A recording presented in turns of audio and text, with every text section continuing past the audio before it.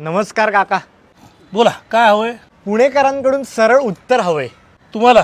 हो काका, आम्ही एक डॉक्युमेंटरी बनवते. तर मला सांगता का की पुणे कसं होतं? पुणे कसं होतं?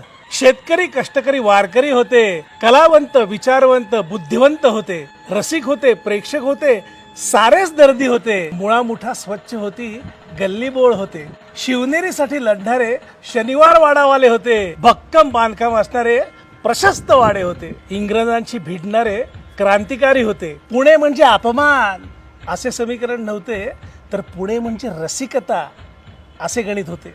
काय सांगू मित्रा, आता यातलं काहीच उरलं नाही. म्हणून तर लोक म्हणतात पूर्वीचं पुणे आता राहिलं नाही. काय करायचं काका, आता वेगळीच क्रांती झाली. लढणं बिडणं सोडा, आता जगण्याची भ्रांती झाली. पूर्वी दौडले घोडे, तिथे आता पोरशे गाडी फिरते. सुखरूप घरी येईन की नाही ही भीती मनात उरते. दुपारी झोपणारे पुणे आता रात्री सुद्धा झोपत नाही. काय सांगू काका, आता हे सारं झेपत नाही. स्वराज्यासाठी लढलेले आता गडावरच्या पार्ट्या बघत असतात. ह्याचसाठी लढलो का हो असं महाराजांना विचारत असतात. एकमेकांचं ऐकण्यासाठी सण सार्वजनिक केला गेला. डीजेच्या भिंतीमध्ये आपलाच आवाज दबला गेला. नशीब काका, तुम्ही पूर्वीचं पुणे पाहिलंय. आठवणीत असे ना का चांगलं पुणे राहिले. इतिहास घडवणारं पुणे आता इतिहासातच गेले.